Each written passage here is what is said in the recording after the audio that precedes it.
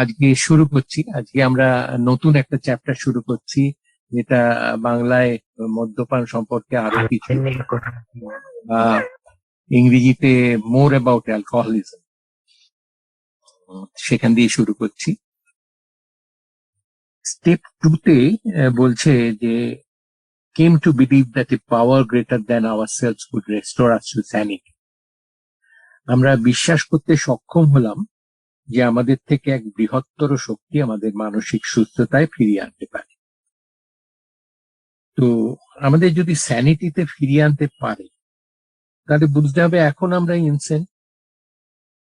অনেক অ্যালকোহলিক এ কথা শুনতে পছন্দ করে না, তারা ইনসেন। তারা বলে আমরা অনেক পাগলের মতো বোকা বোকা কাজ করি বটে যখন মদ খাই, কিন্তু যখন না খেয়ে থাকি তখন তো আমি আর পাঁচটা সাধারণ মানুষের মতোই। অন্যরা বলে আমরা ইনস্যানিটির মতো কোনো কিছু নেই, কারণ আমার মনে পড়ে বা মনে আছে মদ খেয়ে কি সব আজে বাজে কাজ আমি করেছি।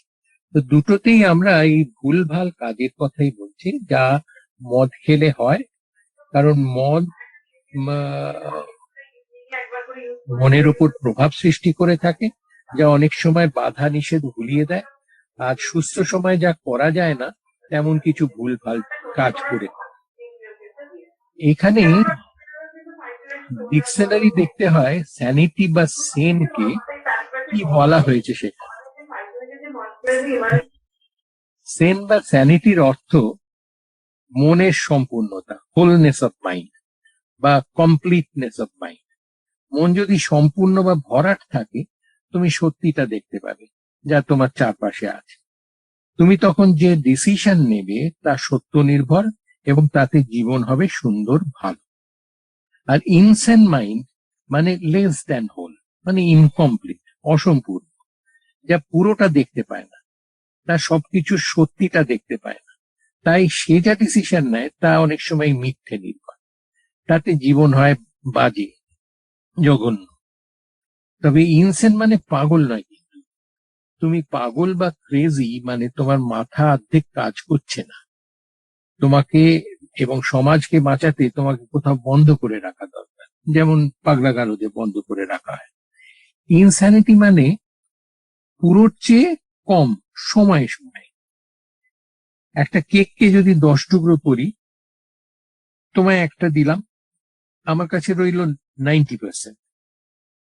আরেকজনকে দিলাম এক টুকরো, তখনও আমার কাছে রইল 80%। মানে লেস দেন হোল, পুরোটা নয় কিন্তু, কিন্তু অনেকটাই। তাই ইনস্যানিটি সব চলে যাওয়ার মতো কিছু নয়। অ্যালকোহলের ব্যাপারে আমরা যেন নিজেতে থাকি না, কারণ তখন সত্যিটা দেখা যায় না, আমরা মিথ্যেটাকে বিশ্বাস করে ফেলি। আর যখন জীবনের দিকে তাকাই, দেখি তা যেন ক্রমশ নরক হয়ে যাচ্ছে। আমরা যখন প্রথম মদটা নিচ্ছি তখন তো একেবারে সোবারই আছি, তখন আমরা সত্যিটা দেখি না। যদি সত্যি দেখি তাহলে বুঝবো আমি সেম, হোল বা সম্পূর্ণ। যদি না দেখি তাহলে অসম্পূর্ণ, ইনসেন। বিল আমাদের বেশ কিছু উদাহরণ দিয়ে দেখাবে কি আসলে হয়। সে একজনকে দেখাবে যার বয়স 30, আরেকজন জিম, সে জয় ওয়াকারের কথা বলবে এবং ফ্রেডের কথা। প্রত্যেকবার আমরা তাদের মনের মধ্যে দেখব আমরা সত্যিটা দেখতে পাই না অ্যালকোহলের ব্যাপারে।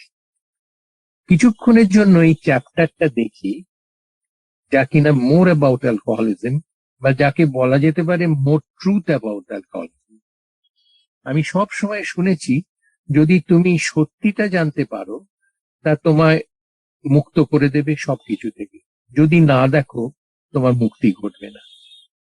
এই চ্যাপ্টারে সেই সত্যেরই অনুসন্ধান করব, যাতে আমার জীবনকে সেই সত্যের উপর প্রতিষ্ঠা করতে পারি, মিথ্যেকে নয়।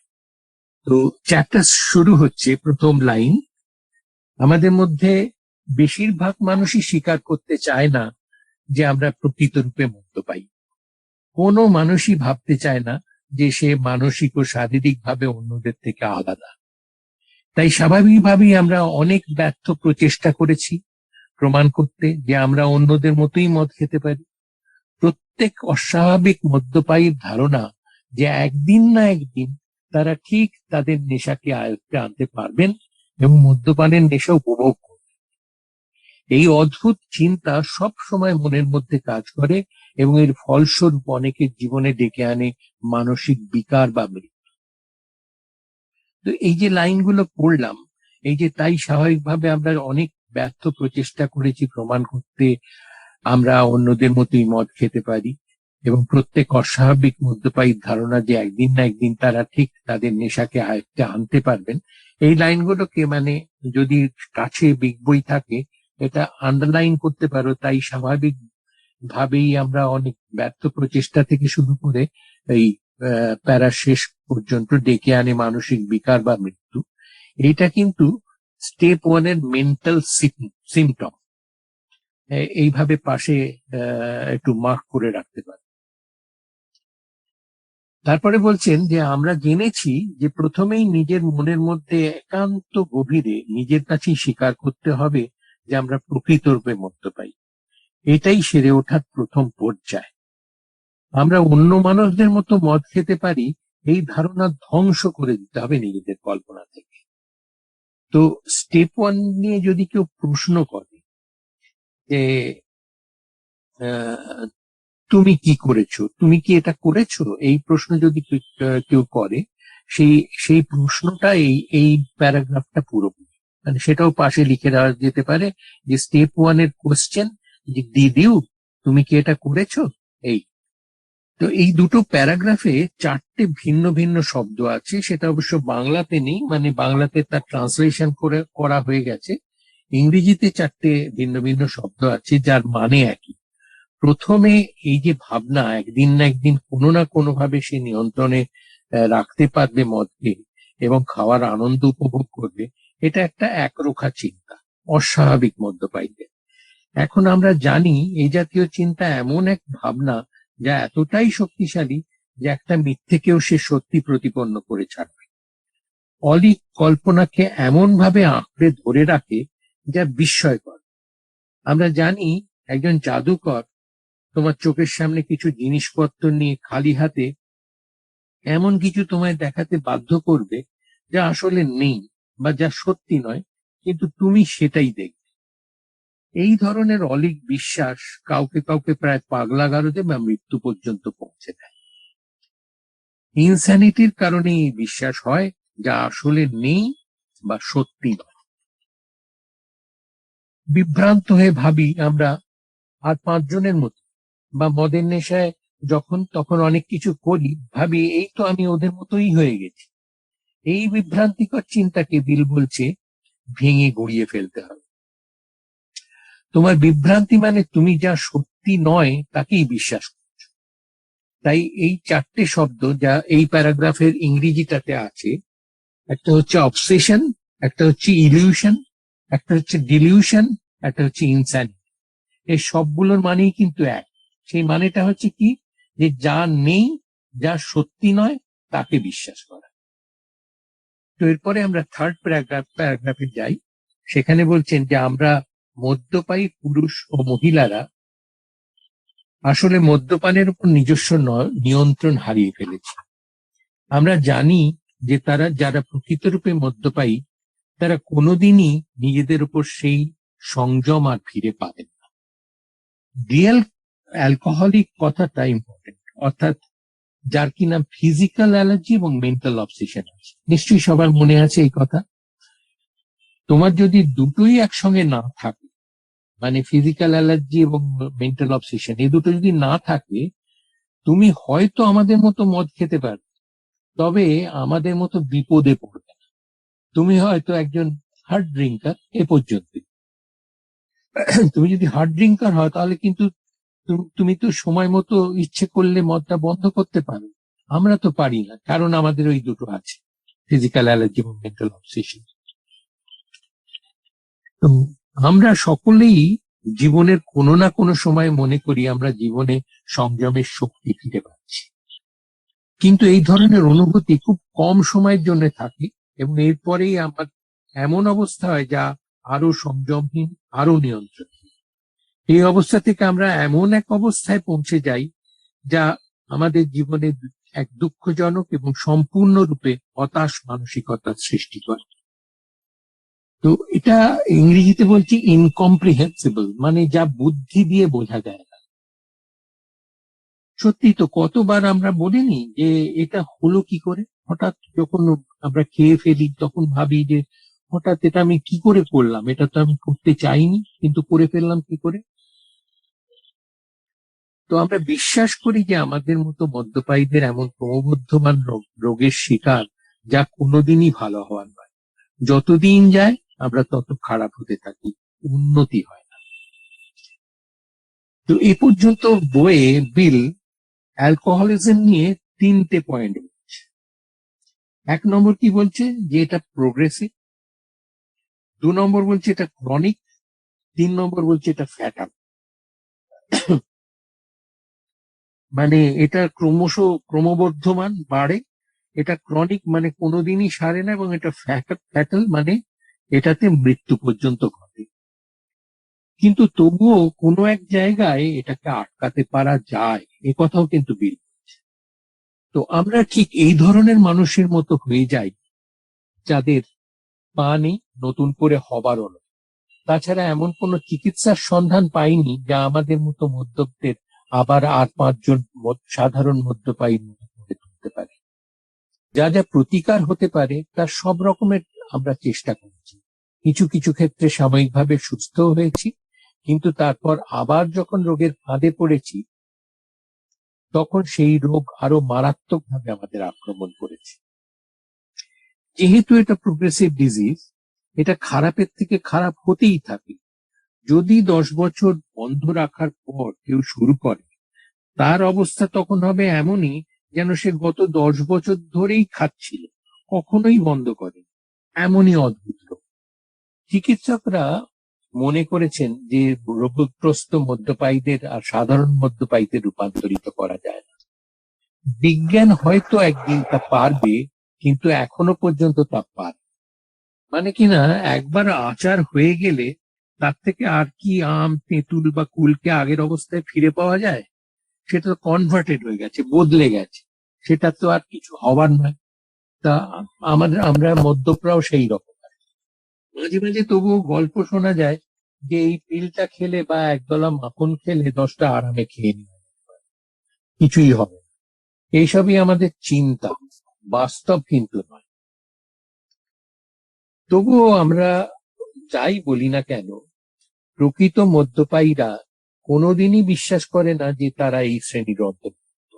নানাভাবে নিজেদের ঠকিয়ে এবং নানা রকম পরীক্ষা নিরীক্ষা করে তারা প্রমাণ করতে চায় যে তারা এর ব্যতিক্রম, সুতরাং মদ্যপ নয়। অর্থাৎ যেন প্রকারেণ ডিনায়াল।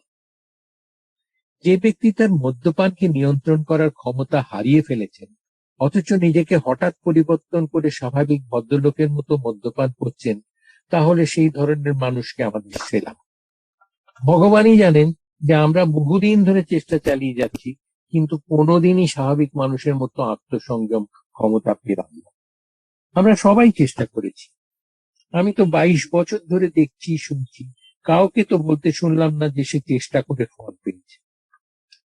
তোমরা দেখো মিলিয়ে এরপরে কিছু পদ্ধতির কথা আমি বলছেন। আমরা এইসব পদ্ধতিতে চেষ্টা করছি। শুধু বিয়ার খাওয়া, গ্লাসের সংখ্যা কমানো, কখনো একা না খাওয়া, কখনো সকালে না খাওয়া, শুধু বাড়িতে খাওয়া বা না খাওয়া, কাজকর্মের সময় না খাওয়া, সামাজিক অনুষ্ঠানে খাওয়া, স্কচের বদলে ব্র্যান্ডি খাওয়া, শুধু ওয়াইন খাওয়া, কত রকম। তবে কেউ কেউ বলেছে মদ বন্ধ করে গাঁজা খাচ্ছে, পিল খাচ্ছে বা অন্য কিছু, মদ্য খাচ্ছে না, কারণ সেগুলো সেফ। কিন্তু ঘুরে ফিরে আবার সেই মদেই ফিরেছে। অনেকটা ডুবন্ত জাহাজে সিট বদলানোর মতো ব্যাপার আর কি।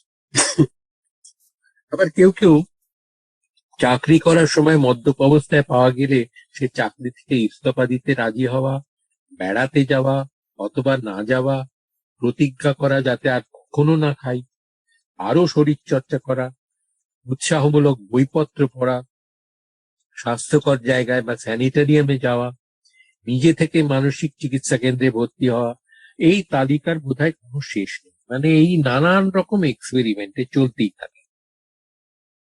আমরা কোনো ব্যক্তিকে বিশেষ রূপে আলাদা করে মদ্যপায়ী হিসেবে চিহ্নিত করতে চাই না, কিন্তু আপনি নিজেকে সহজেই চিনে নিতে পারবেন।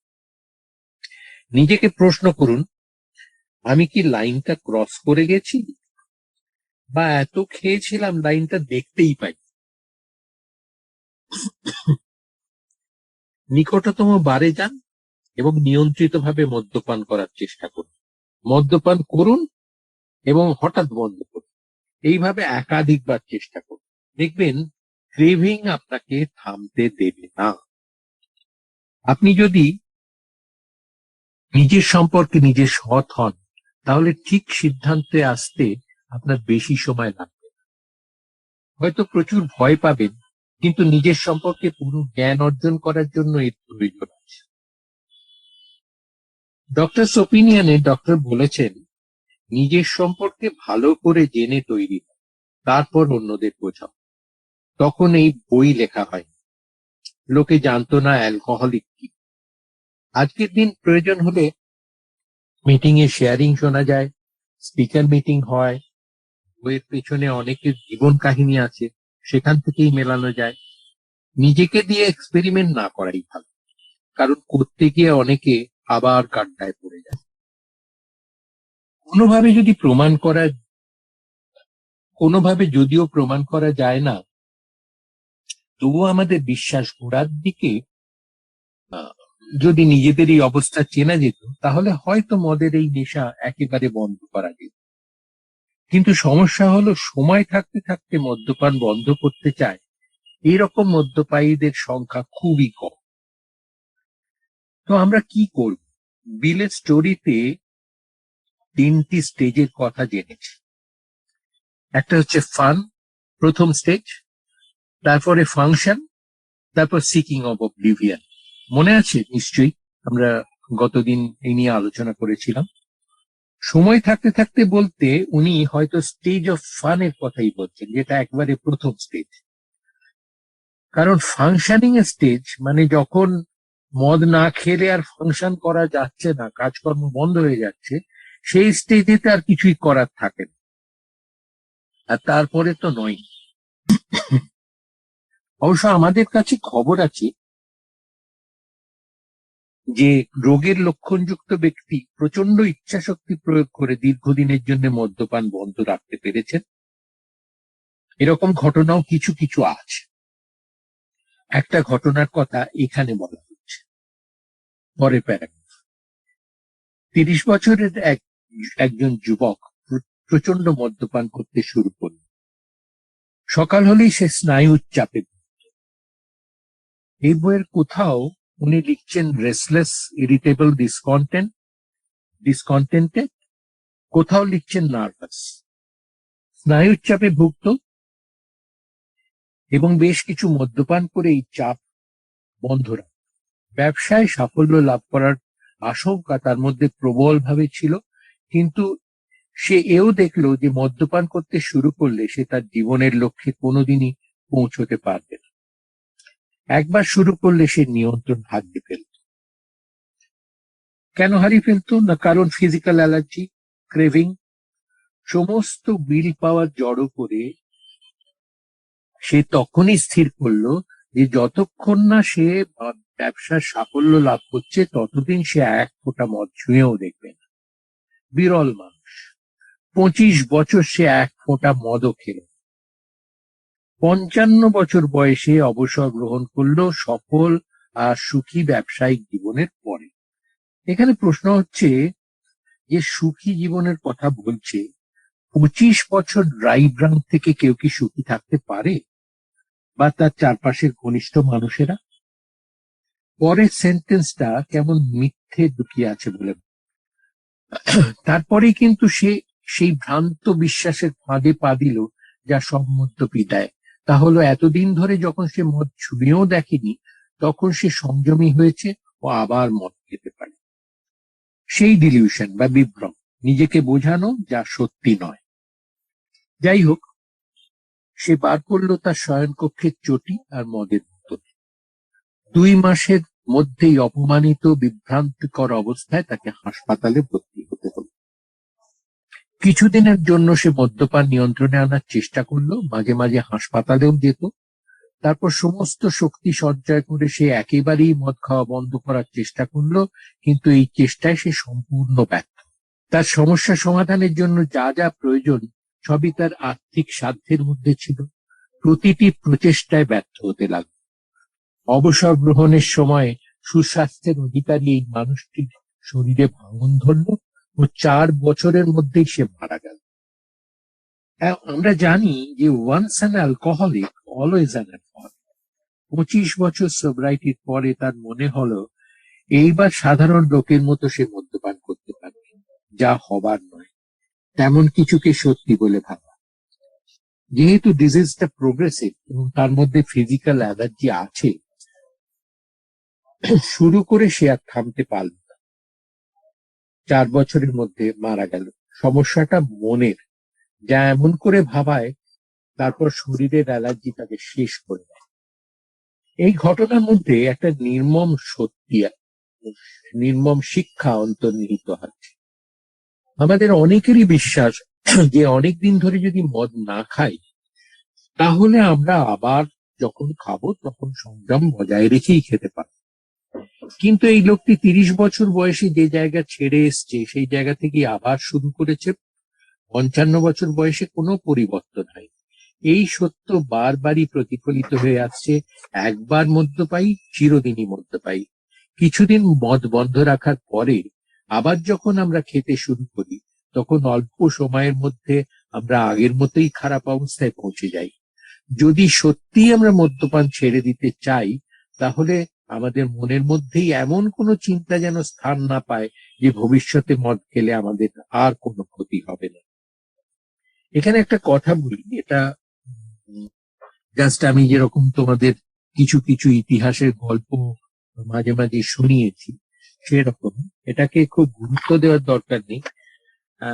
তবু যেটা সত্যি সেটা জেনে রাখা ভালো, যে এই ম্যান অফ 30 অ্যাকচুয়ালি সত্যিকারের চরিত্র নয়, এটা বিলের তৈরি।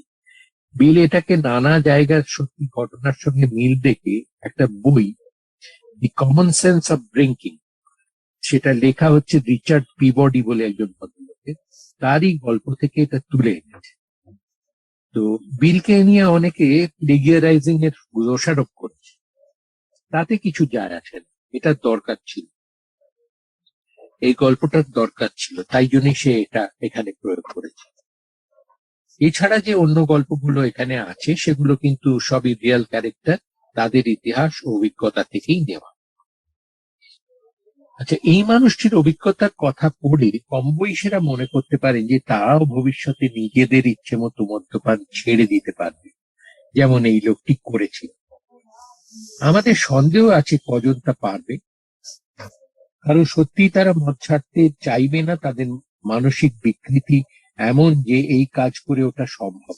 তাহলে আমাদের দলে অনেকেই আছে যাদের বয়স 30-এর কম এবং মাত্র কয়েক বছর হলো তারা মদ্যপান করছেন, কিন্তু তাদের অবস্থা যারা 20 বছরের বেশি সময় ধরে মদ্যপান করছে তাদেরই মতো। দারুণ ভাবে ক্ষতিগ্রস্ত হওয়ার জন্য খুব বেশি দিন ধরে বা খুব বেশি পরিমাণ মদ খাওয়ার প্রয়োজন হয়। বিশেষ করে মহিলাদের ক্ষেত্রে এটা খুবই প্রযোজ্য। লক্ষ্য করো এখানে দারুণ ক্ষতিগ্রস্ত কথাটা, ইংরেজিতে যেটা লেখা আছে, ইংরেজি বইতে গ্রেভলি এফেক্টেড। গ্রেভ কথাটা শুনলেই আমাদের কবরখানা, শ্মশান ইত্যাদি মনে পড়ে, আর অর্থাৎ কিনা মৃত্যু। তো এখানে সেই পরিণতিগুলোর কথাই মানে ইন্ডিকেট করছে যে এই গ্রেভলি এফেক্টেড মানে মৃত্যু অথবা রিহ্যাব বা জেল, এরকম ভয়ানক কিছু। সাধারণত দেখা যায় যে মহিলারা মদ খেতে থাকলে খুব তাড়াতাড়ি মাত্রা ছাড়িয়ে যায়। এবং কয়েক বছরের মধ্যেই তারা কোন রকম চিকিৎসার বাইরে চলে যেতে পারে। যদিও আজকের দিনে এটা সেরকম ভাবে আলাদা করে দেখা যায় না, কারণ এখন খুব মানে মহিলা মদ্যপায়ীদের সংখ্যা ক্রমশ অনেকটাই বেড়ে গেছে এবং তারা মানে প্রায় পাল্লা দিয়ে পুরুষের সঙ্গেই মদ খান। আহ, এটা অতীতের ইতিহাস থেকে আর কি উনি বলছেন। তখন বিশেষ করে 2-4 জনকে দেখা যেত এবং তখন এরকম ধরনেরই একটা ধারণা তৈরি হয়েছিল। কিন্তু মদ্যপায়ীদের মদ্যপ আখ্যা দিলে তারা অত্যন্ত অপমানিত বোধ করেন। তাদের নিজেদের নিয়ন্ত্রণহীন মদ্যপান করতে দেখলে তারা নিজেরাই অবাক হয়ে যায়। আমরা যারা এই রোগের লক্ষণ দেখলেই চিনতে পারি, তারা আশপাশে বহু কম বয়সী মানুষ দেখতে পাই যারা ভবিষ্যতে মদ্যপ হয়ে যেতে পারে, কিন্তু তাদের এই ব্যাপারে দৃষ্টি আকর্ষণের চেষ্টা প্রায়শই ব্যর্থ হয়। মাঝে মাঝে যখন দেখি অল্প বয়সী ছেলেরা আসছে 18-20 এবং দীর্ঘদিন সোবার থেকে যাচ্ছে, একবারও রিল্যাপস না করে, অবাক হয়ে যায়। আমরা যখন ফিরে তাকাই তখন দেখি আমরা বহু বছর ধরে মদ খেতে খেতে এমন এক অবস্থায় পৌঁছে গেছি আমাদের আর ইচ্ছে শক্তি প্রয়োগ করে ফিরে আসার উপায় থাকে। তার মানে আমরা সেকেন্ড বা থার্ড স্টেজে পৌঁছে গেছি। তখন আর উইল পাওয়ার দিয়ে কিছু হবে না, যেটা একটু আগে আলোচনা করছিলাম, অর্থাৎ কিনা সেই ফাংশন স্টেজ বা সিকিং ফর অবলিভিয়ন, সেই স্টেজে যখন পৌঁছে গেছি তখন উইল পাওয়ার দিয়ে বা ইচ্ছে শক্তি দিয়ে তো কিছুই করা যায় না। কেউ যদি প্রশ্ন করে আমি কি এই বিপজ্জনক পর্যায়ে পৌঁছে গেছি, তখন তাকে বলা হয় 1 বছরের জন্য মদ ছেড়ে দেখুন তো, প্রকৃতই মদ্যপ হয় এবং ভালোভাবে আক্রান্ত হয়ে থাকে, তাহলে দেখা যাবে যে এই ব্যাপারে সে একেবারেই ব্যর্থ। মদ্যপানের প্রথম দিকে আমরা 1 বছর অথবা তার বেশি সময়ের জন্য মদ না খেয়ে থাকি এবং আমাদের আচরণও ভদ্র থাকে, কিন্তু এই রোগ লুকিয়ে থাকে ও মাথা চাড়া দিতে পারে। যদিও আমরা বেশ কিছু সময়ের জন্য মদ খাওয়া বন্ধ রাখতে পারি, তবুও ভবিষ্যতে তা আবার ধরার প্রচন্ড সম্ভাবনা থাকে। আমরা মনে করি এই বইটা যাদের সত্যি ভাবাবে, মনে সাড়া জাগাবে, তাদের মধ্যে কয়েকজন হয়তো বছরখানেক একেবারে মদ না খেয়ে থাকতে পারে। কেউ কেউ প্রতিজ্ঞা করবার পরের দিনই হয়তো আবার মদ খেতে শুরু করবে, কেউ কেউ কয়েক সপ্তাহের মধ্যে। যারা পরিমিত মদ খেয়ে থাকতে পারে না, আপনাদের চিন্তা তারা কি করে চিরদিনের জন্য খাওয়া বন্ধ করতে পারবে। আমরা ধরে নিচ্ছি যে পাঠক মদ্যপান বন্ধ করতে চায়। আধ্যাত্মিক পথে না গিয়ে মদ বন্ধ করার নির্ভর করে তার নিজের ওপর কতটা নিয়ন্ত্রণ হারিয়েছে তার মাত্রার উপর। আমাদের অনেকেরই অনেক সময় মনে হয়েছে আমাদের মধ্যে প্রচুর চারিত্রিক বৈশিষ্ট্য আছে, চিরদিনের জন্য মদ ছেড়ে দেওয়ার দারুণ ইচ্ছে মনের মধ্যে কাজ করে, কিন্তু তাও আমরা দেখেছি মদ ছাড়া আমাদের একেবারেই অসম্ভব। মদ্যপানের এই এক বিভ্রান্তিকর অবস্থা যতই দেখার ইচ্ছে থাকুক, যতই প্রয়োজন থাকুক, সব জেনে শুনেও তা একা ছাড়া যায় না। তাহলে আমরা পাঠকদের কি করে সিদ্ধান্ত নিতে সাহায্য করব যে তারা আমাদের মতো কিনা, এই ব্যাপারে তারা নির্ণয় করবে কিভাবে? বেশ কিছুদিনের জন্য মদ ছেড়ে থাকার যে পরীক্ষা করার কথা আগেই বলা হয়েছে, তা নিশ্চয়ই এবার যাচাই করতে সাহায্য করবে। কিন্তু আমরা মনে করি মদ্যপানের রোগে যারা আক্রান্ত এবং চিকিৎসকদের ক্ষেত্রেও আমরা আরো অন্যভাবে উপকারে আসতে পারি। তাই আবার যখন মদ খাওয়া শুরু হয় তখন তার আগে মানসিক অবস্থা কি হয় তা আমরা এখন বর্ণনা করব, কারণ আসল সমস্যা এখানেই লুকিয়ে থাকে। একজন মদ্যপায়ী যখন বারবার মদ খাওয়া বন্ধ করে এবং আবার মদ খাওয়া ধরে, তখন তার প্রধান চিন্তা কি? বন্ধুরা তাকে অনেক বুঝিয়েছে, আর্থিক দিক থেকেও সে হয়তো সর্বস্বার্থ হয়েছে, বিয়েও হয়তো ভেঙে গেছে, তবুও যখন সে আবার মদের জায়গায় ঢুকছে তখন তার মনে কি চিন্তা আসে এবং কেন? আমাদের প্রথম উদাহরণ আমাদেরই এক বন্ধু, ধরুন তার নাম জিন। স্ত্রী দারুণ সুন্দরী, মাধুর্যময়ী, সুখী পরিবার। সে উত্তরাধিকার সূত্রে একটা লাভজনক এজেন্সিও পেয়েছিল। বিশ্বযুদ্ধে তার রেকর্ডও প্রশংসিত। দারুণ সেলসম্যান, প্রত্যেকেরই প্রিয় পাত্র সে। দারুণ বুদ্ধিমান, আপাত দৃষ্টিতে অত্যন্ত স্বাভাবিক, কিন্তু একটু স্নায়বিক চাপে ভুগত।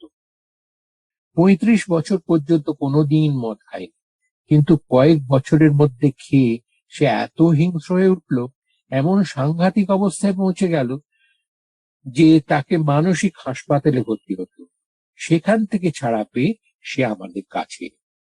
আমরা তাকে বললাম মদ্যপান সম্পর্কে আমরা কি জানি। মানে আমরা বললাম তাকে ফিজিক্যাল অ্যালার্জির কথা, মেন্টাল অবসেশনের কথা, পাওয়ারলেসনেস এর অবস্থার কথা, এবং তার জন্য আমরা কি উত্তর খুঁজে পেয়েছি।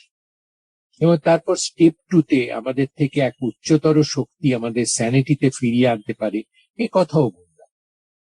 সে জীবনের আরেক অধ্যায় শুরু করলো আমাদের সঙ্গে। তার পরিবারের সদস্যদের আবার নতুন করে একত্র করা হলো এবং সে আবার ব্যবসার জন্য তার সেলসম্যানের কাজ শুরু করলো, কারণ মদ্যপানের জন্য সে ইতিমধ্যেই হারিয়েছিল। সে মানে তারপরে বইয়ের যে স্টেপ 3 কথা এবং জিম সেকেন্ড থার্ড করে যখন শুরু করলো তার অনেকটাই উন্নতি হলো। এখন এখন ঠিক আছে, কতদূর শোনা গেছে সেটা বুঝতে পারছি না। যাই হোক, বই বলছে যে 3 নম্বর করার পর সাথে সাথে যদি 4 থেকে 12 না করি তাহলে আধ্যাত্মিক জীবন থমকে যায়। জিম কেবল 1, 2 আর 3ই করেছিল। তার নিজেরই অবাক লাগলো যে সে বেশ কয়েকবার অন্তত খেয়ে মাতাল হয়ে গেল খুব অল্প সময়ের মধ্যে। প্রতিটি ক্ষেত্রেই আমরা ওর সঙ্গে গভীরভাবে আলোচনা করেছি এবং তার প্রতিটি ঘটনা সূক্ষ্মভাবে পর্যালোচনা করেছি। জিম 6 বার ড্রিঙ্ক করে নিয়েছিল, আর প্রত্যেকবার মেম্বাররা তার কাছে গিয়েছিল, আলোচনা করেছিল, বুঝিয়েছিল। তারা ছিল সত্যিকারের নিবেদিত। আজকের দিন হলে এসব হতো না। সে মেনে নিল যে সে একজন সত্যিকারের অ্যালকোহলিক এবং তার অবস্থা সংকটজনক। এও জানতো যে এইভাবে মদ খাওয়া যদি সে চালাতে থাকে তাহলে তাকে আবার পাগলাগারদে ভর্তি হতে হবে। তাছাড়া তার পরিবারও তাকে ছেড়ে চলে যাবে, যাদের সে এত গভীরভাবে ভালোবাসে। কিন্তু আবারও সে মাতলামি শুরু করলো। আমরা প্রশ্ন করলাম যে কিভাবে তার জীবনে এই ঘটনা বারবার ঘটছে। আমরা বললাম, এই নিয়ে 7 বার হলো জিম, তুমি আর এসব করো না, ঠিক করে বলো কি হয়েছে। 36 পাতায় আমরা দেখবো জিম কোথায় সেন ছিল আর কোথায় বা ইনসেন।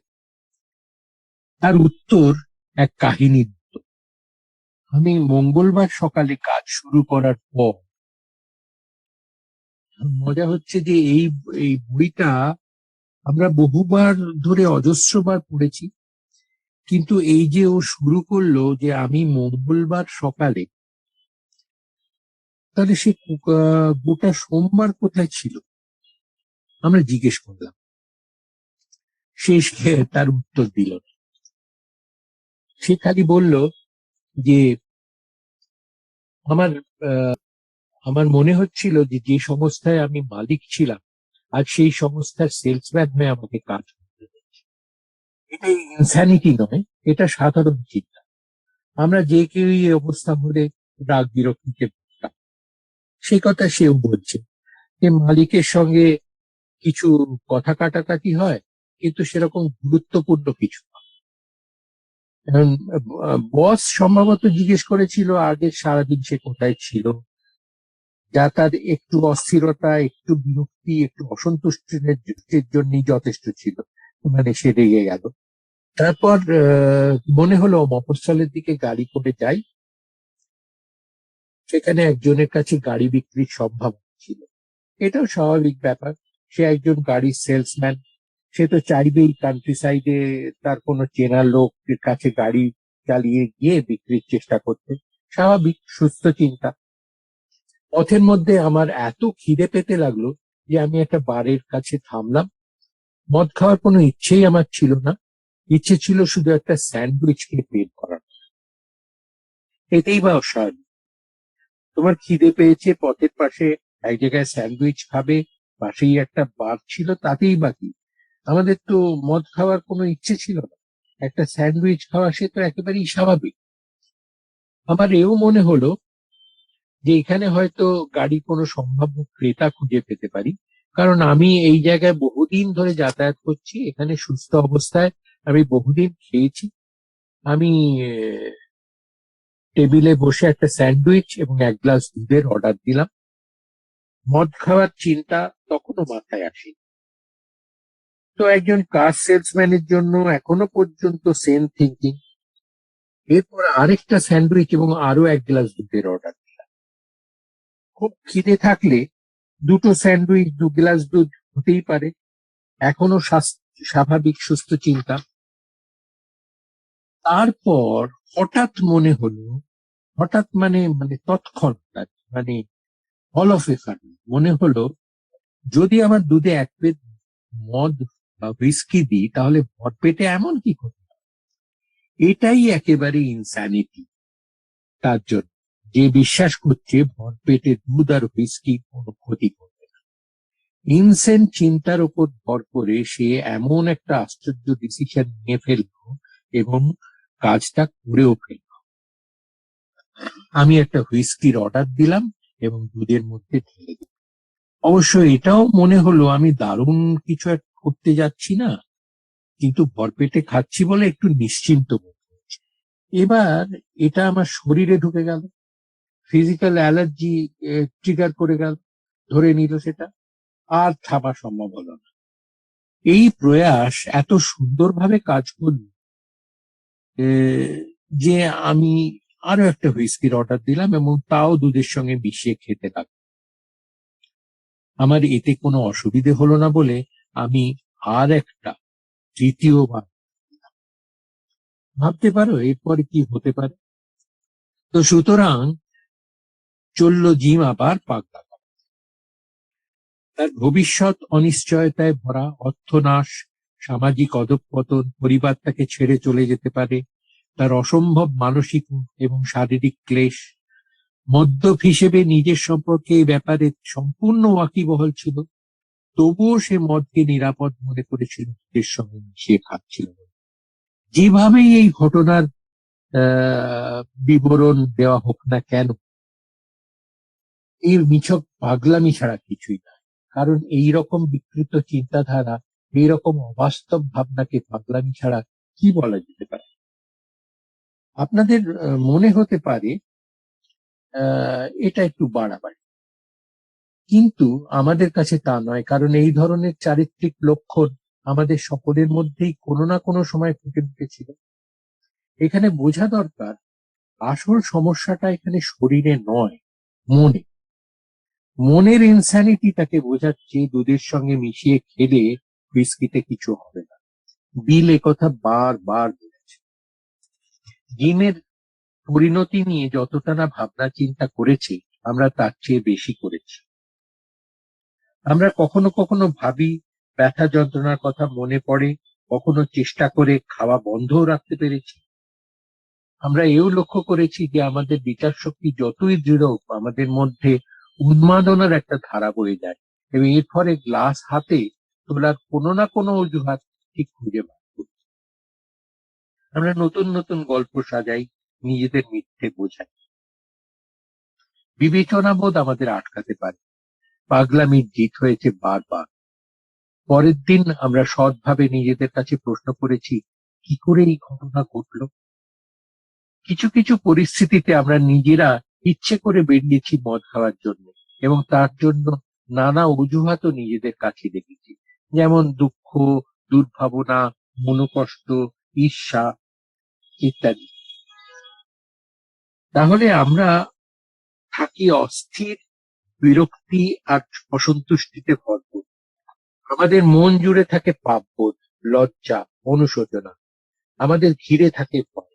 আমরা মনে ভাবি আমাদের এই অবস্থার এটাই দরকার, নইলে ঠান্ডা হতে পারে। মিটিং এ আমরা কারো রিল্যাক্সের গল্প শুনি।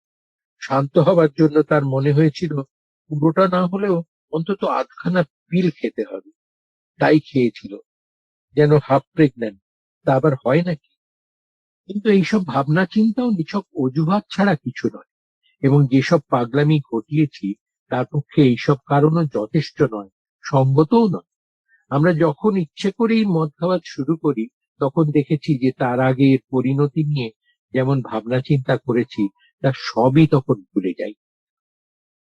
আমার মনে হয় এখানে আজকে শেষ করি, কারণ মোটামুটি 7টা তো বেজে গেছে। খানিকক্ষণ সময় আলাপ আলোচনা চলতে পারে। আজকে তো এই মোর অ্যাবাউট অ্যালকোহলিজমের দুটো গল্প আমরা শুনলাম। এরপরে আমরা বাকি দুটো গল্প শুনবো পরের দিন, এবং বাকিটুকু পরের দিন আশা করি শেষ হয়ে যাবে। তো আজকে যদি আর কারো কিছু বলার থাকে, শেয়ার করার থাকে, বা পুরনো কোনো বিষয়ে প্রশ্ন থাকে, তাহলে সে করতে পারি। আমি আজকের মতো এখানে শেষ করছি। সবাইকে ধন্যবাদ। Thank you chairperson. Thank you. আমরা গতদিন শুরু করেছিলাম মোর অ্যাবাউট অ্যালকোহলিজম বা মদ্যপান সম্পর্কে আরো কিছু, এই বিচ্ছেদটা শুরু করেছিলাম এবং তার মাঝপথ পর্যন্ত গতদিন শেষ করতে পেরেছিলাম। সেখান থেকে আজকে শুরু করব। সাক্ষী সেটা পোস্ট করে দিয়েছে অলরেডি, সবাই দেখেও নিয়েছো। তবুও আমি বলি যে যেখানে শেষ করেছিলাম তার আগের প্যারাগ্রাফ থেকে আমি শুরু করছি, যাতে সহজে বুঝতে পারা যায় আর কি। আগের প্যারাগ্রাফটা ছিল 37 পাতার 3rd প্যারাগ্রাফ, যেটা ছিল যে কিছু কিছু পরিস্থিতিতে আমরা নিজেরা ইচ্ছে করে বেরিয়েছি মদ খাওয়ার জন্য, এবং তার জন্য নানা অজুহাতও নিজেদের কাছে রেখেছি, যেমন দুর্ভাবনা, মনোকষ্ট, ঈর্ষা ইত্যাদি। আসলে আমরা থাকি অস্থির, বিরক্তি আর অসন্তুষ্টিতে ভরপুর। আমাদের মন জুড়ে থাকে পাপবোধ, লজ্জা, অনুশোচনা। আমাদের ঘিরে থাকে ভয়। আমরা মনে ভাবি আমাদের এই অবস্থার এটাই দরকার, নইলে ঠান্ডা হতে পারবো না। মিটিং এ কারোর রিল্যাপসের গল্প শুনি, শান্ত হবার জন্য তার মনে হয়েছিল পুরোটা না হলেও অন্তত আধখানা পিল খেতে হবে, তাই খেয়েছিল। কিন্তু এভাবে হয় নাকি? এইসব ভাবনা চিন্তা নিছক অজুহাত ছাড়া কিছু নয়, এবং যেসব পাগলামি ঘটিয়েছি তার পক্ষে এইসব কারণও যথেষ্ট নয়, সঙ্গতও নয়। আমরা যখন ইচ্ছে করেই মদ খাওয়া শুরু করি তখন দেখেছি যে তার আগে এর পরিণতি নিয়ে যেমন ভাবনা চিন্তা করেছি তা সবই তখন ভুলে যায়। আমাদের কাজকর্ম কতটা অস্বাভাবিক ও হাস্যকর হতে পারে তা বোঝাতে বিল আমাদের একটা গল্প শোনাচ্ছে। গতদিন আমরা বলেছিলাম যে 4টে গল্প, তার দুটো গল্প আমরা গতদিন শুনেছি, এবং এই গল্পগুলো প্রত্যেকটাই ইনস্যানিটির গল্প। অর্থাৎ আমাদের প্রথম পেগ মদ তুলে নেওয়ার আগে যে আহ, অস্থিরতা জাগে, এবং যে মেন্টাল অবসেশনের কারণে আমরা সেটা তুলে নিই, সেটা অ্যাকচুয়ালি আমাদের একটা অসম্পূর্ণতা, একটা ইনস্যানিটির কারণে ঘটে। এবং সেইটাই দুটো গল্প গতদিন আমরা বলেছিলাম। আজকে আবার একটা অন্য গল্প বিল আমাদের শোনাচ্ছে। সেখানে বলছে যে আমাদের আচরণ একেবারেই অবাস্তব, অবদ্ধ এবং পাগলের মতো হয়, যার কোনো প্রকৃত কারণ নেই। যেমন অনেকেই চলন্ত গাড়ির সামনে দিয়ে বিপজ্জনকভাবে রাস্তা পার হওয়ার চেষ্টা করে। তোমাদের কারোর ব্যক্তিগত পরিচিত কেউ এমন ব্যক্তি আছেন কিনা আমি জানি না, তবে আমার একজন বন্ধু ছিলেন যার এই এই ধরনের অভ্যেস ছিল আর কি। সেটা আমি নিজের চোখেও দেখেছি। এদের বলে জয় ওয়াকার। একে বুঝতে পারি না। সে বড় বড় ট্রাক বা বাসের সামনে চলে আসে এবং খুব কাছাকাছি লাফায়, ঝাঁপায়, ঘুরপাক খায়, তারপর শেষ মুহূর্তে সরে যায়। এই উত্তেজনা তার ভালো না। যতই সাবধান করা হোক না কেন, সেই বিপজ্জনক খেলাটা বেশ উপভোগ করে। এই পর্যন্ত তাকে পাগল বা বোকাই বলা চলে, নয়তো ধরা হয় মজা জিনিসটা তার কাছে অদ্ভুত ধরন। যখন কপাল খারাপ হয় তখন সে পর পর আঘাত পেতে থাকে। তারপর ক্রমশ বয়স হচ্ছে, এখন আর সেই ক্ষিপ্রতা নেই, তাড়াতাড়ি সরতে পারে না, ধাক্কা খেয়ে যায়। সে যদি স্বাভাবিক হয় তাহলে আমরা আশা করতে পারি সেই ব্যাপারটা ছেড়ে দেবে, কিন্তু তা সে করে না। হয়তো দারুণভাবে আহত হয়, মাথা ফেটে গিয়ে গুরুতর অবস্থায় পড়ে থাকে। আবার হয়তো দেখা যায় হাসপাতাল থেকে বেরিয়ে 1 সপ্তাহের মধ্যে ট্রামে ধাক্কা খেয়ে হাত ভেঙে ফিরে এসেছে। বছরের পর বছর এটা চলতেই থাকে। তারপরে সে আমাদের সেই জাতীয় সঙ্গীত শোনায়। এবার সে প্রতিশ্রুতি দেয় যে সারা জীবনের মতোই সে এইসব বন্ধ করে দেবে, কিন্তু কয়েক সপ্তাহের মধ্যে দেখা গেল সে আবার দুপা ভেঙে যথারীতি হাসপাতালে ফিরে। বছরের পর বছর এই কাণ্ড চলতে থাকে, আর চলতে থাকে তার নানা প্রতিশ্রুতি। সে প্রতিজ্ঞা করে রাস্তায় সে অতি সাবধানে চলাচল করবে, অথবা রাস্তায় বেরোবেই না। কিন্তু শেষে এমন অবস্থা হয় যে সে আর কাজ করতে পারে না, মানে কি চাকরি ধরে রাখতে পারে না। তার স্ত্রী তাকে ছেড়ে চলে যায়। স্ত্রী তার হয়ে রোজগার করে, বাচ্চাদের মানুষ করে, হাসপাতালের খরচ যোগায়। সে এক হাসির বস্তু হয়ে ওঠে। সে নানাভাবে চেষ্টা করে এই অদ্ভুত চিন্তা মাথা থেকে বের করে দিতে, শরীর নয় মাথা থেকে বের করে দিতে। সে মানসিক চিকিৎসালয়ে নিজেকে ভর্তি করে যাতে এই অভ্যেস থেকে মুক্ত হতে পারে। কিন্তু যেদিন সে বেরোয় সেই দিনই একটা দমকলের সামনে পড়ে তার শির দাঁড়া ভেঙে যায়। এইরকম মানুষকে আমরা কি বলবো, পাগল ছাড়া?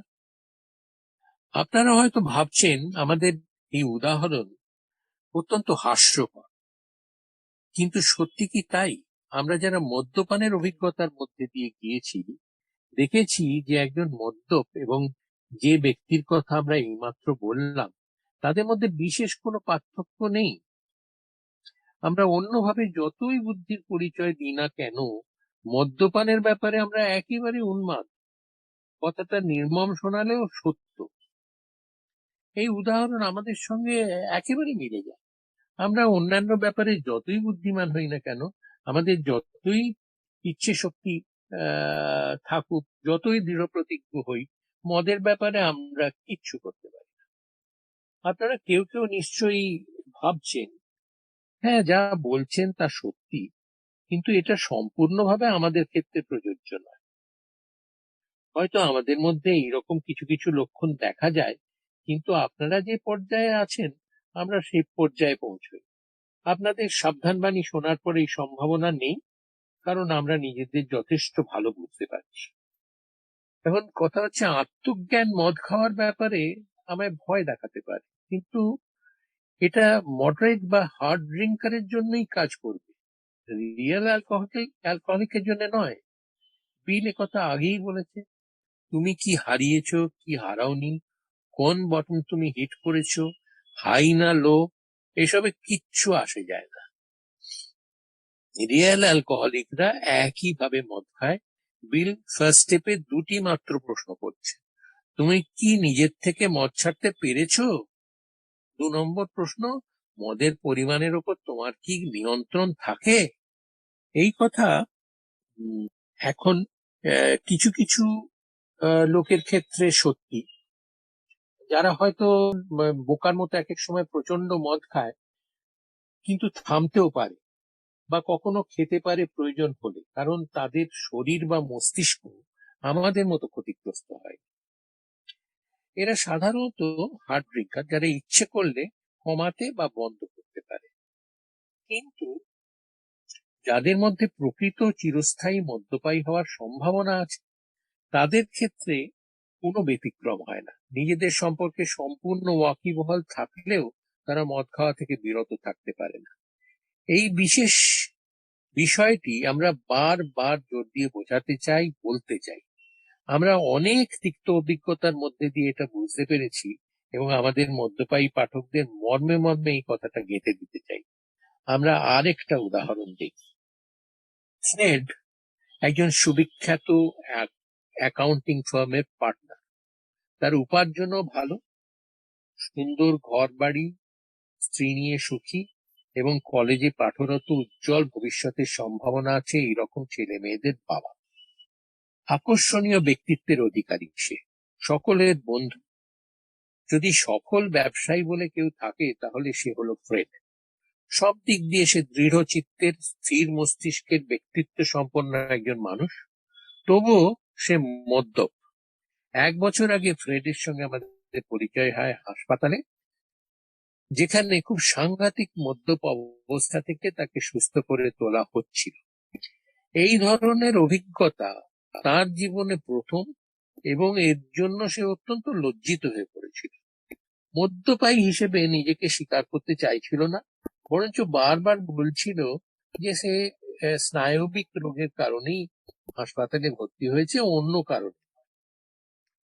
আমরাও এই অবস্থায় হাসপাতালে নার্সের রেজিস্টার চেক করে নিশ্চিত হতে চাই যে নার্ভের রোগী আমার হয়েছে। মানে আমাদের মধ্যে অনেকেই এরকম, যখন হয়েছে হাসপাতালে ভর্তি হয়েছি, নার্সিংহোমে ভর্তি হয়েছি, তখন ওই বারবার মনে হয়েছে যে না, আমি অ্যালকোহলিক নই, ওই নার্ভেরই কিছু রোগ টোগ হয়েছে। ডাক্তার তাকে বলল যে সে যা মনে করছে তার থেকেও আরো খারাপ হতে পারে। কিছুদিন ধরে এই ব্যাপারে মনোকষ্টে ভুগলো, তারপর মনস্থির করলো চিরদিনের জন্য মদ খাওয়া ছেড়ে দেবে। ডাক্তার তাকে জানালো যে সে যা ভাবছে তার থেকে কিন্তু তার অবস্থা আরো মারাত্মকভাবে গুরুতর। ফ্রেড কোনোদিন ভাবেইনি যে তার চারিত্রিক দৃঢ়তা আর মনের জোর থাকা সত্ত্বেও সে আবার এই ফাঁদে পা দিবে। আধ্যাত্মিক কারণে সমস্যা সমাধানের চেষ্টা তো আরো দূরে। আমরা তাকে জানালাম যে তার মদ্যপ অবস্থার কথা আমরা জানি। সে আগ্রহী ছিল এবং মানল যে তার মধ্যে কিছু লক্ষণ আছে, কিন্তু আমাদের কাছে কোনোদিন কিছুই স্বীকার করতে চাইল। তার মনে এই বিশ্বাস দৃঢ় ছিল যে সে নিজের সম্পর্কে যা জেনেছে এবং যে অপমানজনক পরিস্থিতির মধ্যে দিয়ে গেছে, তাতে বাকি জীবন সে মদ খাওয়া থেকে বিরত থাকবে। তার আত্মজ্ঞানই তাকে এই পথে চালিত করবে। তা বেশ কিছুদিন আমরা ফ্রেড সম্পর্কে আর কিছু জানতে পারলাম না। হঠাৎ একদিন আমরা জানতে পারলাম ফ্রেড আবার হাসপাতালে ভর্তি হয়েছে। এইবার তাকে বেশ ভীত। সে শীঘ্রই খবর দিল যে সে আমাদের সঙ্গে যোগাযোগ করতে চায়। সে যা বলল তার থেকে অনেক কিছু শেখার আছে, কারণ ফ্রেড এমন এক ব্যক্তি ছিল যে সত্যি বিশ্বাস করেছিল যে সে মদ ছাড়তে পারবে, এবং সে এও মনে করেছিল যে মদ খাওয়ার পক্ষে তার কোনো অজুহাত নেই। সব দিক থেকেই সে বুদ্ধিমত্তা, বিচক্ষণতা এবং বিচার বুদ্ধির পরিচয় দিয়েছিল, কিন্তু এই ব্যাপারে সে কিছুই করতে পারল না। তার নিজের মুখেই শুনুন।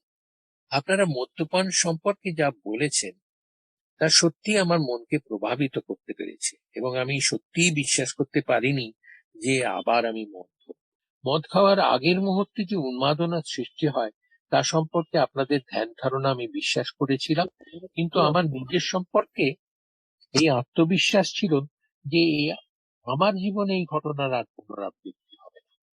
আমি নিজেকেই বিশ্বাস করিয়েছিলাম যে আমার অবস্থা আপনাদের মতো এত শোচনীয় নয়, এবং সাবধানে থাকার মতো আমার যথেষ্ট ইচ্ছে শক্তিও আছে। যা হোক, এবার এই মানসিক চিন্তাধারা নিয়ে আমি কিছুদিন যাবৎ আমার ব্যবসার কাজে ব্যস্ত থাকলাম।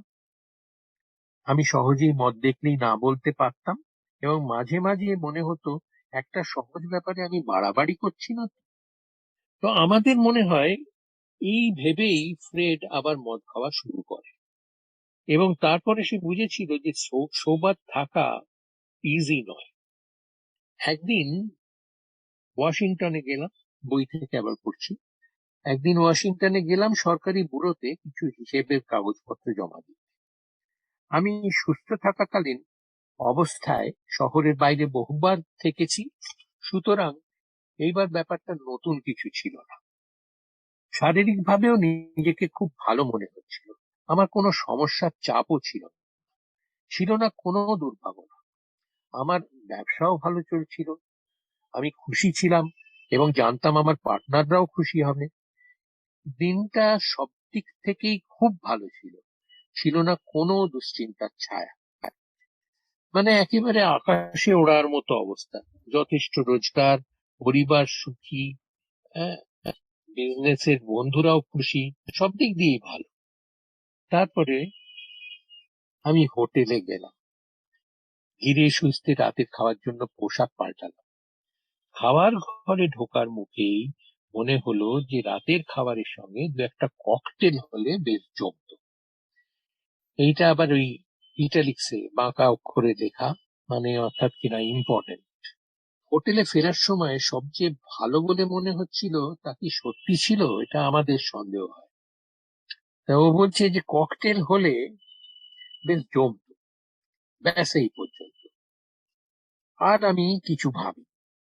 এইবার দেখো, সেই ইনসেন আইডিয়া, সেই অবাস্তব চিন্তা, যার উপর ভিত্তি করে সে একটা ডিসিশন নিল আর সেটাই করে বসলো। তারপরে আমি আমার খাবারের সঙ্গে একটা ককটেল দিতে বললাম। তারপরেও আরো একটা ককটেল খেলাম। তার মানে মদটা ভেতরে গেল আর অ্যালার্জির কাজ শুরু হয়ে গেল। রাতের খাওয়া শেষ হয়ে যাবার পর এক পাক হেঁটে নিলাম। হোটেলে ফিরে ভাবলাম শুতে যাওয়ার আগে আরো এক পেক মদ খেলে বেশ ভালো হতো, তাই বারে ঢুকলাম ও এক পেক অর্ডার দিলাম। মনে পড়ে সেই রাত্রে তারপর আমি একাধিক খেয়েছিলাম এবং পরের দিন সকালবেলাতেও প্রচুর খেয়েছিলাম। আবছা মনে আছে, নিউ ইয়র্কগামী একটা বিমানে আমি উঠেছিলাম এবং প্লেন যেখানে নামলো সেখানে আমার স্ত্রীর বদলে একজন সহৃদয় ট্যাক্সি ড্রাইভারকে পেলাম। ড্রাইভারটি আমার সঙ্গে কিছুদিন ছিল। আমি কোথায় ছিলাম, কি করেছিলাম, কি বলেছিলাম, কিছুই মনে ছিল না। তারপর সেই হাসপাতালে ফিরে এলাম অসহ্য দৈহিক এবং মানসিক কষ্ট নিয়ে। আবার সুস্থভাবে চিন্তা করার ক্ষমতা যখন খুঁজে পেলাম, তখন ওয়াশিংটনে সেই সন্ধ্যাটার কথা ভালোভাবে মনে করলাম। আবার ওই বাঁকা অক্ষরে লেখা, আমি খুব শুধু অসাবধানই ছিলাম না, গ্লাস হাতে তুলে নেওয়ার আগে কোনো রকম চেষ্টাই করিনি নিজেকে বাঁচাতে। এই ব্যাপারটা আমরা নিজেরা কতবার করেছি জাস্ট ভেবে দেখো। এই মুহূর্তে এর পরিণতির কথা আমি ভাবিনি। আমি এমন ভাবে ককটেল গুলি খেয়েছিলাম যেন শরবত খাচ্ছি। এইভাবেই আমার মনে হলো, তখন মনে হলো তোমাদের কথা। তোমরা বলেছিলে যে আমার মনটা মূলত মদ্যপায়ী। মদ্যপায়ী মন আধ্যাত্মিকতায় শুদ্ধ থাকে না। আমাদের চিন্তা, আমাদের অ্যালার্জি, আমাদের রোগের দ্বারা চালিত হয়। এবং বইতে বলছে অনুকূল সময় ও স্থানে আমি আবার মদ খাওয়া করব। তোমরা বলেছিলে যে আমি হয়তো অনেকদিন পর্যন্ত মদ খাওয়া থেকে বিরত থাকবো, কিন্তু যে কোনো দিনই সামান্য কারণে আবার খেতে শুরু করব। তোমাদের ভবিষ্যৎবাণী ফলে গেল। এবং শুধু তাই নয়, আমি এতদিন যাবৎ মদ্যপান সম্পর্কে যা শিখে এসেছি, শুনে এসেছি, সেই সব কথা আমার বিন্দু মাত্র মনে এলো না। আমি সেই দিন থেকেই জানলাম যে আমার মনটা প্রকৃত মদ্যপায়ী। এইখানে হঠাৎ কিছুক্ষণের জন্য সে পরিষ্কার ভাবে দেখতে পেল। আমি বুঝলাম কিছু কিছু সময় আত্মজ্ঞান বা প্রবল ইচ্ছা শক্তি কোনো কাজ করে না। নিশ্চয়ই মনে আছে সেই মেন্টাল ব্ল্যাঙ্ক স্পটের কথা বলেছিলাম। একবার অবসেশন শুরু হয়ে গেলে সব ফেল করে যায়, আত্মজ্ঞান, ইচ্ছে শক্তি, ভয়। কারণ অবসেশন অন্য সব চিন্তাকে দূরে ঠেলে সরিয়ে দেয়, তার ক্ষমতা এত বেশি। তাই এই বোধহয় এলো তার স্টেপ ওয়ানের সময়। স্টেপ ওয়ান মানে ইগোর ফানুষকে একেবারে চুপসে দেওয়া। নিজের সম্বন্ধে এত এত বড় ভাবনা তার কোনো মানে নেই। কোনো মানুষ যখন বলতো যে কোনো সমস্যা তাদের সম্পূর্ণভাবে জীবনে পরাজিত করেছে, তখন আমি বুঝতে পারতাম না। এখন বুঝতে পারি এবং একটা বিরাট ধাক্কা খেল। যাই হোক, অ্যালকোহলিক অ্যানোনিমাসের দুজন বন্ধু আমার সঙ্গে দেখা করতে এলেন। এই সম্ভবত বিল এবং হ্যাঙ্ক, মনে আছে সে হ্যাঙ্ক পার্কার্স, সেই বিল এবং হ্যাঙ্ক পার্কার্স, বা বিল আর ফিটসমেও, এরকম দুজন কেউ হবে আর কি। কারণ সেই সময় নিউ ইয়র্কের সোবার খুব বেশি কেউ ছিল না। তারা হাসলেন। প্রথম জন জিজ্ঞেস করলেন আমি নিজেকে মদ্যপ ভাবি কিনা। এবং দ্বিতীয় জন জিজ্ঞেস করলেন আমি সত্যি কোণঠাসা হয়েছি কিনা। মানে অন্য কথায়, আমি কি পুরোপুরি হার স্বীকার করতে রাজি? আমি কি আগে সেটা নিজের কাছে স্বীকার করেছি? শুধু সমর্পণ নয়, একেবারে সম্পূর্ণ হার স্বীকার, শক্তিহীনতা মেনে নেওয়া। ফার্স্ট স্টেপের প্রথম পার্ট। আমি তাদের দুটো প্রশ্নেই সেই হার স্বীকার করলাম। তারা আমার কাছে নানা প্রমাণ দিলেন, যাতে প্রমাণিত হয় ওয়াশিংটনে আমি যে মানসিকতার পরিচয় দিয়েছি তা প্রকৃত মদ্যপের মানসিকতা। তারা নিজেদের অভিজ্ঞতা থেকে বহু ঘটনা জানান। এইসব কিন্তু কোনো থিওরি, গ্রাফ, চার্ট কিছুই নয়। এ তাদের জীবনের সত্যি অভিজ্ঞতা। আমি নিজে নিজেই কি সুস্থ হয়ে উঠতে পারি, এই শেষ আশাটুকুও আমায় বিসর্জন দিতে হলো। তো ফ্রেড ফার্স্ট স্টেপ নিল, বিনয়ের সঙ্গে, ইগোকে বিসর্জন দিয়ে। তারপর তারা তাদের আধ্যাত্মিক অভিজ্ঞতা এবং কর্মসূচি, যা শত শত সদস্যদের সুস্থ করতে পেরেছে, তা আমাকে বোঝাতে শুরু করল। অর্থাৎ স্টেপ 2 থেকে স্টেপ 12। যদিও এখন আমরা যা পাই তখন তা ছিল না, কিন্তু প্রোগ্রাম অফ অ্যাকশন ছিল, যা মূলত এক। যদিও চার্চের সঙ্গে আমার যোগাযোগ খুবই সামান্য, তবুও শিক্ষিত বুদ্ধি দিয়েও তাদের প্রস্তাব মেনে নিতে আমার কোনো অসুবিধে হলো না। কিন্তু তাদের কার্যক্রম গ্রহণযোগ্য মনে হলেও বেশ কড়া। মানে খুব সহজ তো মোটেই নয়। পুরনো চিন্তার আমূল পরিবর্তন বেশ কঠিন কাজ। এর মানে এই যে সারা জীবনের বেশ কিছু ধ্যান ধারণা আমাকে পরিত্যাগ করতে হবে। এটি সহজ ছিল না, কিন্তু যে মুহূর্তে আমি স্থির করলাম যে এই পথে চলবো, তখন থেকেই একটা অদ্ভুত অনুভূতি হলো যে আমার মদ্যপানের সমস্যা শেষ হয়ে গেছে, যা কিনা শেষ পর্যন্ত সত্যি বলে প্রমাণিত হলো। এখানে সেই মনে আছে নিশ্চয়ই ডক্টর জাং এর রোনাল্ডকে বলা যে কথাগুলো, সেটা মনে পড়ে যায়। যত কিছু পুরনো ধারণা, আবেগ, অনুভূতি, জীবনের ভঙ্গি সব একপাশে সরে যায়, তার জায়গা করে নেয় নতুন দর্শন, নতুন নীতি। এর সাথে আরো গুরুত্বপূর্ণ ছিল এই সত্য যে এই আধ্যাত্মিক নীতিগুলি আমার সব সমস্যার সমাধান ঘটাবে। আধ্যাত্মিক নীতিগুলি শুধু নেশাই বন্ধ করবে না, জীবনের অন্যান্য সমস্যাগুলোতেও পথ দেখাবে। এরপরে আমি এমন এক জীবনধারায় এসে পড়েছি যা সত্যি তৃপ্তিদায়ক। আমি মনে করি এই জীবন আগের চেয়ে অনেক বেশি সফল। আমার আগের জীবনধারা খারাপ ছিল না, কিন্তু আমার আগের জীবনের সবচেয়ে ভালো দিনগুলির চেয়ে আজকের সবচেয়ে খারাপ দিনগুলি অনেক ভালো। উপায় থাকলেও আমি আর আগের জীবনে ফিরে যাব। ফ্রেডের কাহিনী বুঝিয়ে বলার দরকার। আমাদের আশা এই কাহিনী আরো হাজার হাজার মদ্যপকে পথ দেখাবে। ফ্রেড লাঞ্ছনার ছোট্ট ছোবল খেয়েছিল। বেশিরভাগ মদ্যপ বেশ ভালো রগড়ানি খায় নিজেদের সমস্যা সামলাবার চেষ্টা শুরু করার আগে। সেই সময়ে সব সব হারানো লোকের সংখ্যা অনেক বেশি ছিল। আজ এনে এর কল্যাণে তা অনেক কমে গেছে। অনেক ডাক্তার ও মনস্তত্ত্ববিদরা আমাদের সঙ্গে একমত। এদেরই একজন, যিনি বিশ্ববিখ্যাত হাসপাতালে কাজ করেন, সম্প্রতি এই মন্তব্য করেছেন, গড় মদ্যপদের আশাহীন দুরবস্থার সম্বন্ধে আপনারা যা বলেন তা আমার মতে ঠিক। ইনি হচ্ছেন ডক্টর পার্সি পোলকের নাম। বেলভিউ হাসপাতাল, নিউ ইয়র্কে ইনি ছিলেন। তার কথা এখানে বলা হচ্ছে। তিনি বলছেন যে আপনাদের দুজনের সম্বন্ধে, মানে সম্ভবত বিল এবং বব, আমি যা শুনেছি তাতে আমি নিঃসন্দেহ যে ঈশ্বরের সাহায্য ছাড়া আপনাদের অবস্থা 100 ভাগ হতাশাজনক। কারণ তারা ছিলেন মানুষের সাহায্যের অতীত। তাই ডাক্তার হিসেবে আমার কিছু করা সম্ভব ছিল না। যিনি বলছেন তিনি জাতালোক নন, মস্ত বড় ফিজিশিয়ান।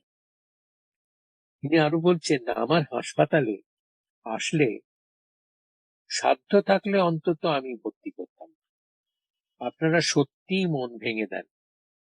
যদিও আমি ধর্মপরায়ণ নই, তবু আপনাদের আধ্যাত্মিক পন্থার প্রতি আমার গভীর শ্রদ্ধা আছে। বাস্তবিকই প্রচুর ক্ষেত্রে এছাড়া কোনো উপায় থাকে না। আবার বলি, একজন মদ্যপের প্রকৃত অর্থে মদের বিরুদ্ধে কোনো প্রতিরোধ ক্ষমতা থাকে না।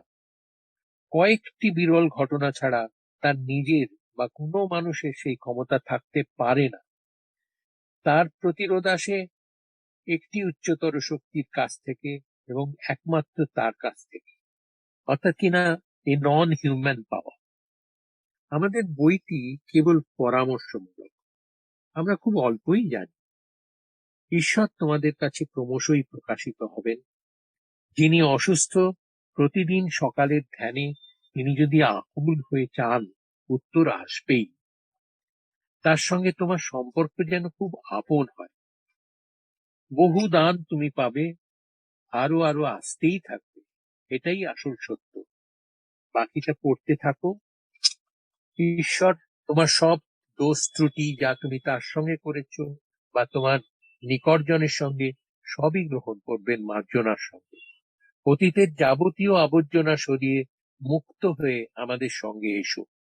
আমরা থাকবো তোমার সঙ্গে, আত্মার আত্মীয় হয়ে, এবং তোমার সামনে সেই সুখের দরজা খুলে যাবে। ঈশ্বর তোমায় আশীর্বাদ করুন। আজ এই পর্যন্তই, পরেরটা আবার পরের সপ্তাহে। ধন্যবাদ সবাইকে। Thank you everybody. Good evening, good night.